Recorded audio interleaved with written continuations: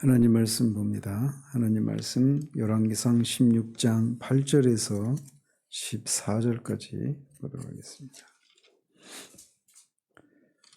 16장 8절에서 14절까지 같이 읽겠습니다. 유다의 아사왕 제26년에 바하사의 아들 엘라가 디르사에서 이스라엘의 왕이 되어 2년 동안 그 왕위에 있으니라. 엘라가 디르사에 있어 왕국 맡은 자 아르사의 집에서 마시고 취할 때에 그 신하 곧 병거 정반을 통솔한 지휘관 시므리가 왕을 모반하여 시므리가 들어가서 그를 쳐 죽이고 그를 대신하여 왕이 되니 곧 유다의 아사왕 제27년이라. 시므리가 왕이 되어 왕위에 오를 때에 바하사의 온 집안 사람들을 죽이되 남자는 그의 친족이든지 그의 친구든지 한 사람도 남기지 아니하고 바하사의 온 집을 멸하였는데 선지자 예후를 통하여 바하사를 꾸짖어 하신 여호와의 말씀같이 되었으니 이는 바하사의 모든 죄와 그의 아들 엘라의 죄 때문이라. 그들이 범죄하고 또 이스라엘에게 범죄하게 하여 그들의 헛된 것들로 이스라엘의 하나님 여호와를 노하시게 하였더라. 엘라의 남은 사적과 행한 모든 일은 이스라엘 왕 역대지략에 기록되지 아니하였느냐. 아멘.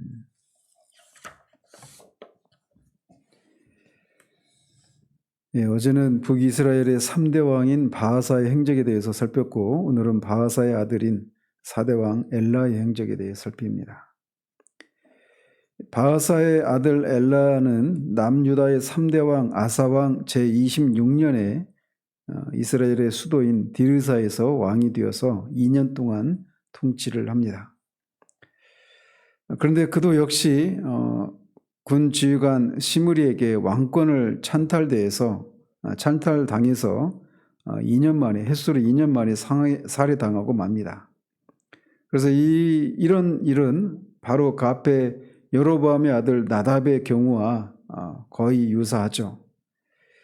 뿐만 아니라 나답이 기브돈에서 블레셋과 전쟁을 벌이던 중에 바하사가 그를 모반해서 그 왕권이 찬탈되었던 것과 마찬가지로 이 엘라의 경우도 이 기브돈에서 이스라엘 군대가 전쟁을 벌이는 중에 시므리에 의해서 반란이 일어나고 왕위를 찬탈을 당하게 됩니다. 따라서 이 바하사 가문이 이렇게 멸절된 것은 그냥 역사 속에서 우연히 어떤 그 권력 다툼 과정 가운데서 일어난 충분히 일어날 수 있는 그런 사건 이런 정도가 아니라 앞에 3절 4절에서 하나님이 말씀하셨던 것처럼 하나님의 예언이 정확하게 성취되었음을 입증해주는 그런 사건이라고 할 수가 있습니다.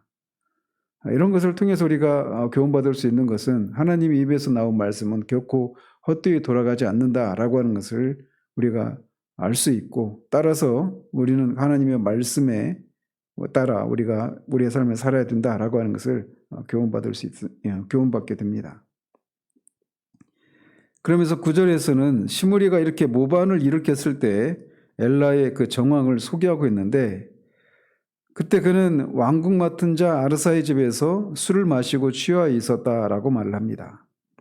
여기서 마시다라고 하는 것이 시제가 계속해서 술을 마셨다 이런 의미가 있습니다. 그런데 그가 이렇게 왕국 맡은 자의 집에서 술에 취했을 때가 문제입니다. 왕이 얼마든지 신하의 집에서 술을 마실 수 있지 이렇게 생각할 수 있을 수 있지만 15절에 따르면 그럴 수 없는 상황에 그렇게 하고 있었다라고 하는 것을 알 수가 있습니다. 15절에 보면 당시 북이스라엘 군대는 기브돈에서 블레셋과 전투를 벌이려고 대치 중이었던 그런 긴박한 상황이었습니다. 즉 나라의 운명을 가늠할 수도 있는 그런 전투 상황을 앞두고 있는데도 왕이 신하의 집에서 만취하도록 술을 마셨다라고 하는 것은 엘라가 지금 영적으로나 이 정신적으로 얼마나 나태하고 방탕한 왕이었는가라고 하는 것을 잘 보여주고 있습니다. 이것은 마치 앞에 전날에 다윗이 그렇게 암몬과의 전쟁을 벌이고 있을 때 그 전쟁에 참여하지 않고 잠을 자다가 저녁에 왕궁을 거닐다가 밧세바를 범하고 그렇게 끔찍한 그런 심판과 징계를 받았던 그런 것들을 보여주는 한 단면이라고 할 수가 있습니다. 더더군다나 엘라가 이렇게 시므리에 의해서 죽임을 당한 장소는 나답의 경우처럼 전쟁터가 아니라 북이스라엘의 수도인 디르사라고 하는 사실 역시 충격을 더해 줍니다. 나답 같은 경우는 기브돈에서 대치하던 중에 거기에서 바하사에 의해서 죽임을 당하는데 엘라의 경우에는 수도에서 그렇게 시므리에 의해서 죽임을 당하게 됩니다. 즉 긴박한 이런 전시 상황임에도 불구하고 이스라엘 군대의 절반을 통솔했던 장관 시므리가 수도인 디르사에 있었을 뿐만 아니라 나라가 이렇게 백척간도에 있는 그런 상황 가운데서 나라의 운명은 관심이 없고 오직 그냥 자신의 권력욕을 위해서 이렇게 반란을 일으키고 왕을 쳐 죽인 것입니다. 시므리가 디르사에 이렇게 남아있을 동안에 16절에 보면 또 다른 군대 지휘관인 오므리는 기브돈 전투에 참여하고 있었습니다.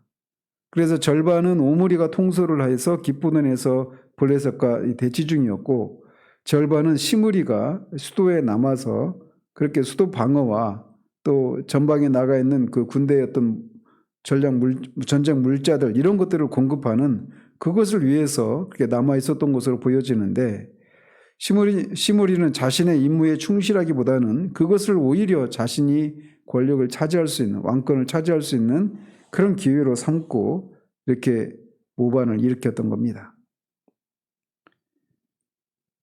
이런 역사는 계속해서 이스라엘 역사에서 계속 반복되어 나타납니다. 그래서 나답의 신하였던 바하사가 반란을 일으켜서 그 나답을 죽인 것처럼 이번에도 엘라의 신하인 시므리가 반란을 일으키고 엘라를 죽인 것입니다. 시므리가 어떤 인물인지에 대해서는 자세히 나와 있지 않지만 16절에 따르면 그는 오므리와 함께 이스라엘 군대의 절반을 지휘하던 그런 군대 내 실력자였던 것으로 보여집니다. 그런데 그도 그에 대한 설명이 엘라의 신하였다 이렇게 말을 하고 있어요. 신하라고 하는 이 단어는 종, 노예라고 하는 단어에서 나온 그런 파생된 단어입니다.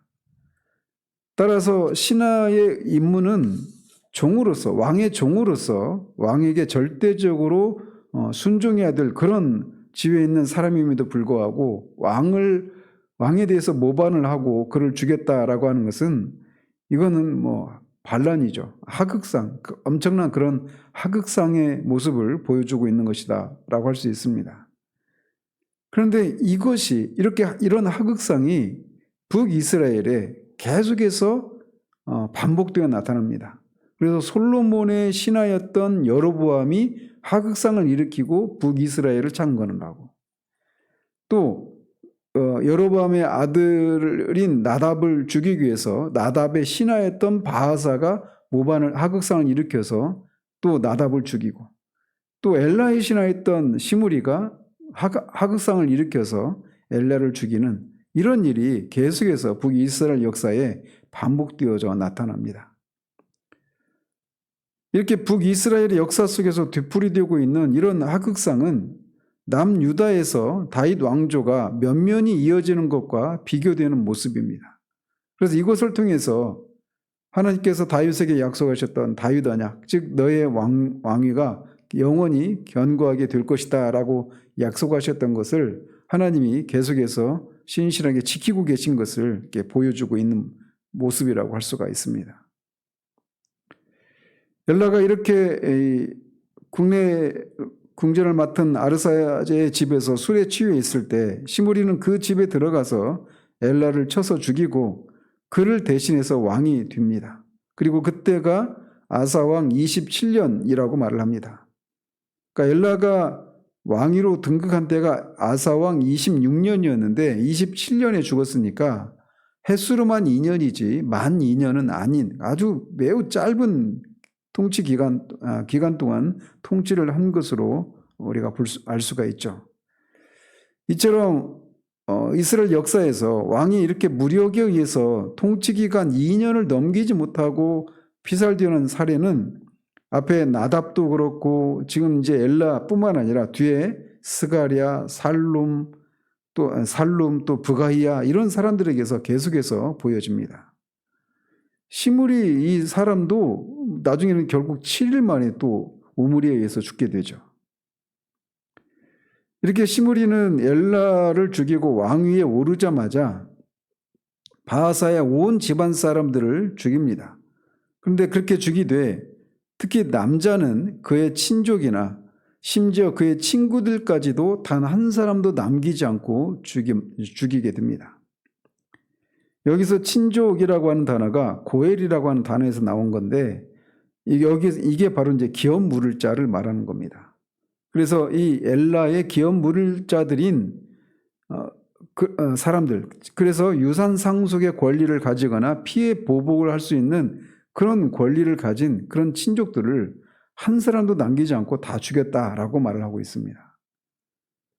시므리도 이렇게 후환을 없애기 위해서 이 모든 사람들, 자신에게 피해 보복을 할 수도 있는 그런 사람들을 모두 완전히 제거를 한 것이죠. 그리고 이 바하사의 경우에는 나답을 죽일 때 그의 친족들만 죽였다라면 이제는 이 시므리 같은 경우는 한 걸음 더 나가서 엘라의 친구까지도 다 죽였다라고 말을 합니다. 근데 여기서 친구라고 하는 단어가 단순히 어떤 친구만을 가리키는 것이 아니라 이웃이나 동료 그리고 우연히 만난 사람까지 가리키는 매우 포괄적인 그런 단어입니다. 따라서 이 말은 엘라와 관련이 있는 모든 남자들은 다 죽였다 이렇게 볼 수가 있는 겁니다. 이렇게 시므리는 자신을 위협할 만한 가능성이 조금이라도 있는 모든 자를 철저히 제거를 한 겁니다. 그런데 뒤에서 보는 것처럼 그는 고작 7일 동안 왕위의 자리에 앉아 있었습니다. 그러니까 7일 동안 이렇게 엘라의 친족과 엘라와 관계되는 모든 사람들을 그렇게 죽이는 일을 했단 말이죠. 따라서 이 7일 동안의 시므리의 통치는 우리가 내일 살피겠지만 그냥 온통 핏빛으로 물든 그런 통치 기간에 불과 통치였다라고 말할 수가 있는 것이죠. 이렇게 그는 7일 동안 엘라의 친족과 엘라와 관계되어 있는 모든 사람들을 철저하게 죽이는 그런 일을 해서 자신의 후환을 없애려고 하는 그런 시도를 했음에도 불구하고 시므리는 역대 이스라엘 왕들 중에 가장 짧은 기간인 7일 천하로 그의 통치를 끝맺게 됩니다. 그래서 아무리 그 시편 127편 1절에서 솔로몬이 말하고 있는 것처럼 여호와께서 집을 세우지 아니하시면 세우는 자의 수고가 헛되고 여호와께서 성을 지키지 않으면 파수꾼의 경성함이 허사로다라고 말했던 것을 그대로 보여주고 있는 모습이라고 할 수가 있습니다. 자기 딴에는 모든 후환을 없애는 그런 시도를 했기 때문에 안전하다라고 할 수 있을지 모르지만 여호와께서 그를 지키시고 도우시는 것이 아니기 때문에 그의 그 시도는 7일천하로 끝나고 맙니다. 이렇게 해서 시므리는 바하사의 온 집을 멸했습니다. 여기서 멸했다라고 하는 것이 앞에도 이제 바하사가 나답의 집, 여로보암 집을 모두 멸했다라고 말할 때 그 똑같은 단어인데 앞에서도 그 전에도 말씀드렸던 것처럼 이것은 전쟁이나 대량 학살과 같은 갑작스러운 어떤 재난으로 인해서 임하는 그런 재난이나 복수 또는 하나님의 심판을 묘사할 때 사용하는 그런 단어입니다. 따라서 이 단어를 이게 사용한 것을 통해서 시므리가 바하사 왕가를 멸절시킨 것은 그가 하나님의 심판의 도구로 사용된 결과라고 하는 것을 보여주기 위해서 이 단어를 사용하고 있는 겁니다. 즉 시므리 개인적으로는 권력욕에 눈이 멀어서 엘라를 살해하고 그 집안을 초토화시켰지만 결국은 그런 글을 통해서 하나님은 이 바하사와 나답의 엘라의 그 죄를 심판하시는 그런 일을 하셨다라고 할 수가 있는 겁니다. 그래서 뒤에 이제 바하사의 집안이 이렇게 멸절된 것이 여호와께서 선지자 예후를 통해서 바하사를 꾸짖어 하신 말씀대로 된 것이다라고 덧붙이고 있는 겁니다. 그래서 하나님께서 이 악인의 손을 통해서 하나님의 심판을 진행하시는 이런 일이 역사 속에 계속 반복되어져 나타나서 하나님은 이 역사를 주관하시는 하나님이시다라고 하는 것을 우리에게 보여주고 있는 겁니다. 그러면서 이 바하사 가문이 멸절된 것, 하나님의 시므리의 손을 통해 하나님의 심판이 바하사의 집안에 이렇게 임해서 그 바하사의 집안이 멸절된 것은 바하사의 모든 죄와 그의 아들 엘라의 죄 때문이었다라고 말을 합니다. 바하사의 죄뿐만 아니라 바하사의 아들 엘라의 죄 때문에도 바하사의 집안이 모두 멸망했다, 이렇게 말을 하고 있는 거예요. 따라서 예후를 통해서 하나님이 바하사에게 내려졌던 그 심판 예언은 그 후손들의 행위와 상관없이 무조건적으로 실현되는 것이 아니었다라고 하는 것을 보여주고 있는 겁니다. 바하사의 죄 때문에 그의 집안이 멸망했다, 이렇게 말하지 않고 엘라의 죄 때문이다라고 이렇게 덧붙이고 있는 것을 통해서 바하사에게 임했던 그 심판 예언은 그 바하사의 후손이 어떻게 하느냐에 상관없이 그냥 무조건 임하는 그런 심판이 아니었다라고 하는 것을 말해주고 있는 거예요. 따라서 이것은 엘라가 이 심판 예언을 듣고 아버지에게 전해졌던 그 심판 예언을 듣고 그가 자신의 죄를 깨닫고 아버지의 죄에서 돌이키고 하나님 앞에 순종하는 삶을 살았다라면 엘라는 이런 심판을 자초하지 않을 수가 있었던 것이죠. 그렇지만 엘라는 아버지처럼 적극적인 우상 숭배의 죄에 빠짐으로써 회복의 가능성을 완전히 상실했기 때문에 하나님께서는 바하사 가문에 내린 그 심판 예언을 더 이상 지체하지 않고 곧바로 실행하신 것입니다. 그리고 바하사와 그의 아들 엘라의 죄는 헛된 우상을 섬기는 것이었는데 그들은 자신들만 그런 헛된 우상을 섬겼을 뿐만 아니라 백성들에게도 그 죄를 독려하는 그런 더 죄를 범해서 그들의 죄가 더 컸다라고 할 수가 있습니다. 엘라의 남은 사적과 행한 모든 일은 이스라엘의 역대 지략에 기록이 되었다라고 말을 해서 계속해서 말씀드리고 있는 것처럼 엘라도 비록 짧은 기간이었지만 무엇인가 어떤 왕으로서 정치, 군사, 경제적인 측면에서 어떤 업적이 있었겠지만 그것에 대해서는 논외로 관심사가 아님을 드러내고 있습니다. 우리는 이런 사실을 보면서 이렇게 계속되는 죄악, 그들의 반복되는 그런 죄악을 보면서 마치 우리가 관찰자와 심판자의 시선으로 그들을 판단해서는 안 된다라고 하는 것을 우리가 기억을 해야 됩니다. 바로 그들의 눈앞에서 우상숭배 죄로 인해서 하나님의 심판을 받는 것을 목격했는데도 어떻게 또 그 똑같은 죄를 짓는가라고 생각하면서 정말 그들이 어리석다, 이렇게 우리가 비난할 수가 있어요. 그런데 우리도 그들과 다르지 않습니다. 우리가 죄를 짓는 것은 우리 눈앞에서 우리가 지은 죄를 짓고 그것에 따른 하나님의 심판을 받은 사람들이 없어서 그런 선례가 없기 때문에 우리가 짓는 죄를 짓는 게 아닙니다. 죄의 대가가 하나님의 아들이 십자가에서 하나님의 진노를 받아야 되는 그런 끔찍한 그런 결과를 초래했다라고 하는 것을 알매도 불구하고, 그리고 그런 죄를 지은 것에 대해서 우리가 용서를 받았음에도 예수 그리스도를 믿음으로 용서를 받았음에도 불구하고 우리가 죄에 복종하고 죄를 짓는 그런 일이 우리 가운데 있지 않습니까? 따라서 이런 반복되는 이런 인간의 실패를 보면서 우리가 인간이 정말 하나님의 은혜가 아니면 정말 소망이 없는 존재구나 라고 하는 인간의 철저한 그런 전적인 타락의 문제, 타락과 부패의 문제를 우리가 깊이 통찰할 수 있어야 합니다. 하나님께서 우리를 붙잡아 주시지 않으신다라면, 그리고 우리의 죄에도 불구하고 하나님이 우리의 죄를 용서해 주시고 다시금 주님을 위해서 살 수 있는 그런 삶의 기회를 주시는 것이 아니면 우리도 이들과 같이 하나님의 심판을 받아 마땅한 것이 우리들입니다.